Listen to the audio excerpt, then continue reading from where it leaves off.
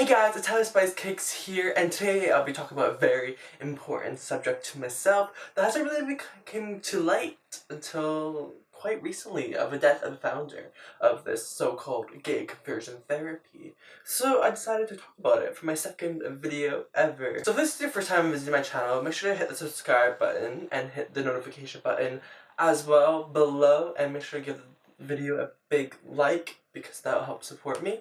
Make sure I know that I'm making content that you guys really like. How it starts. So it's your insecurity of your sexuality.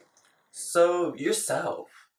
Not who you want to be. You know, because how the world is structured. Being straight. You're influenced straight into the world of being straight is normal, you know?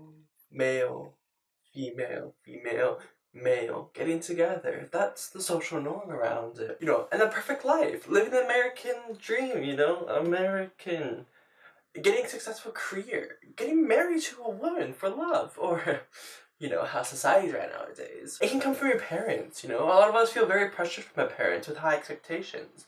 You can feel comfortable with who you are.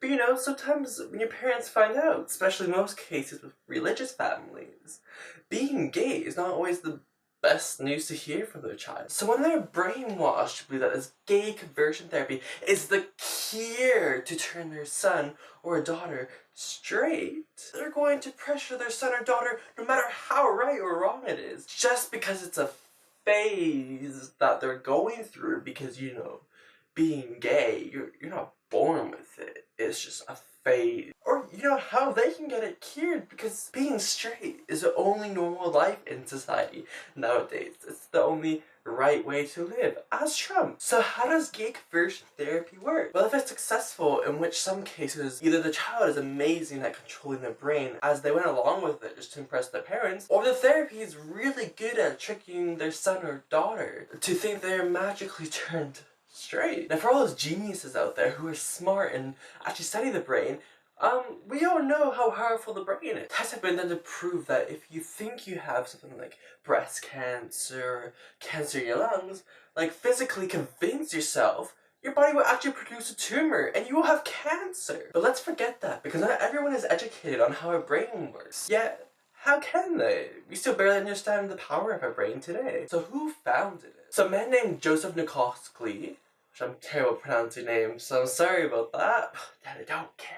Who was a psychologist. He co-founded the National Association for Research and Therapy of Homosexuality back in 1992. He currently passed away on March 9th, 2017. With this, people were actually hoping that the therapy would die out because he's dead. He was a major influence in it. Now, how the real therapy actually works is to sit you down in front of a computer and they play simple gay porn on a computer. They sit you down with a whole bunch of things on your head and your chest to rate your heartbeat. And if you have an erection to this, or if your hormones are speeding up, they shock you. Now with one of these shock treatments, it's actually treating your brain to think wrong of it. So every time you get any arousal from this gay porn, you get shocked. And over time, that's pain. And so when you furthermore in the future think about it or watch it, you would experience that pain. Most likely cases, you'd be puking all over the floor because you'd be feeling so disgusted by it. And that's how they get you through to being straight, to basically make you disgusted about it. But that's not only the main treatment. They have many different treatments and programs they use that you guys can research in your own time about. But the biggest problem is usually that they target children, usually the age group of under 18. Now there is adults who actually do this process, but it's mainly under the age of 18. And the huge thing is to think about this. A lot of leaders back in the day who supported this actually come out nowadays and say that they are against it. They don't like it. They're not 100% for it. So furthermore, I think this is really, really, really stupid. And for people who support this, you're supporting the hurt and invested people. And, you know, why would you support something like that? Because that is just ridiculous. And so this happens all throughout the United States, in every state, and it is legal for this practice to be done. Why would it not be legal, you know? So why is this still legal? Well, simply because gay marriage has been illegal in the United States for all of its eternity. But Obama just made it legal in the past couple of years, and that's a huge step. Yet gay conversion therapy probably won't make any big changes into the States for, what, 20-30 years?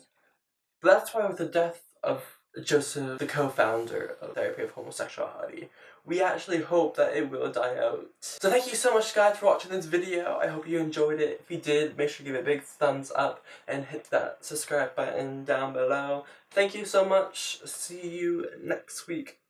Mwah.